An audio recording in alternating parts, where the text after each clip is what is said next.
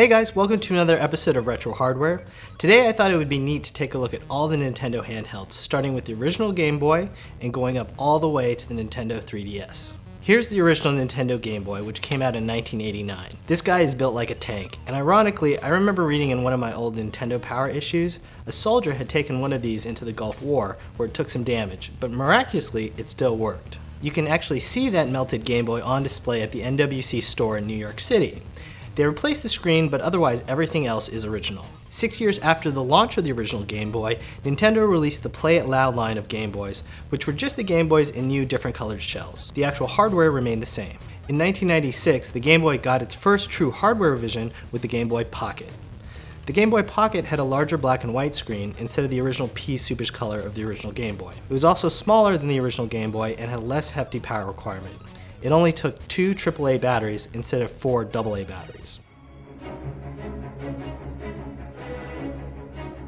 In 1998, Nintendo released the Game Boy Light, which finally offered a backlight to the black and white screen so you could finally play games in the dark. It was slightly larger than a Game Boy Pocket and took 2 AA batteries.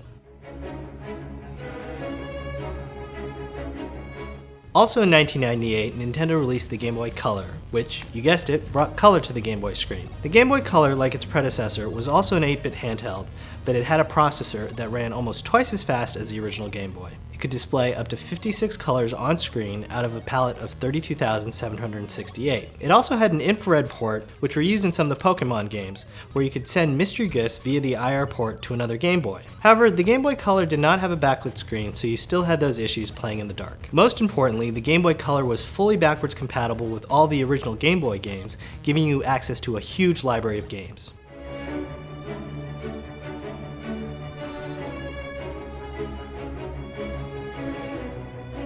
In 2001, Nintendo released the successor to the Game Boy Color, the Nintendo Game Boy Advance. Quite a few Super Nintendo ports came out for the system, so it's actually a little surprising to know that the Game Boy Advance is actually a 32-bit system, not 16-bit. It could now display up to 512 colors on screen simultaneously, and like its predecessor, you could play all of the Game Boy and Game Boy Color games. Yet, still no backlight on the Game Boy Advance.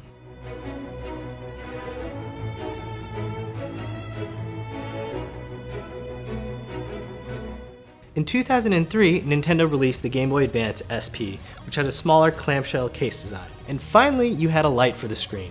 It was actually front-lit, not backlit though.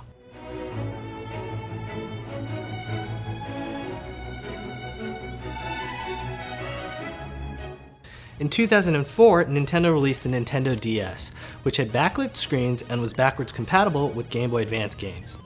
Sadly, you couldn't play the original Game Boy or Game Boy Color games on it. In addition to the touchscreen on the bottom, the Nintendo DS also has Wi-Fi capability and a built-in microphone.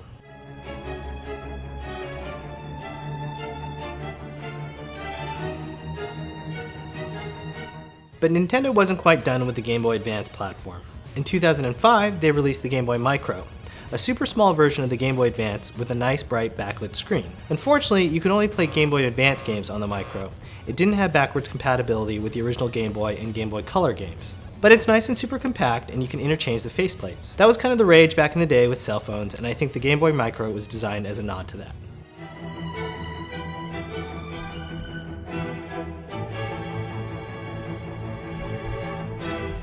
Also in 2005, Nintendo quietly released an upgrade to the Game Boy Advance SP, the Game Boy Advance SP model number AGS-101. The original Game Boy Advance SP had a model designation number of AGS-001. You can see the model number on the bottom sticker over here. This new model boasts a really nice backlit screen. Personally, this is my favorite Game Boy console because I can play all the Game Boy, Game Boy Color, and Game Boy Advance games in a small convenient package with a nice backlit screen.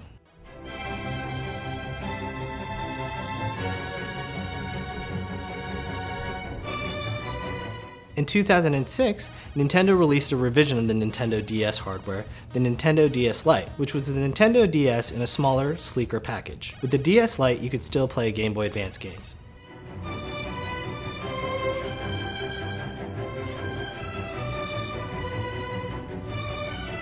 In 2008, Nintendo released the next iteration of the DS, the DSi.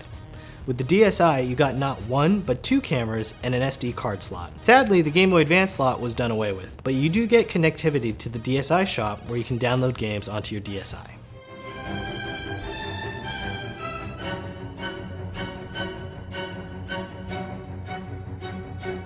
In 2009, the DSi went supersized as Nintendo released the DSi XL, which boasted larger screens and better battery life.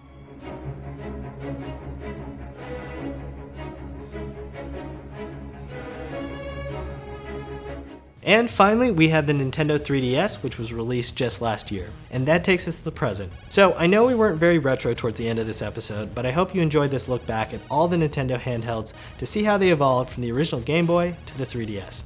Happy collecting!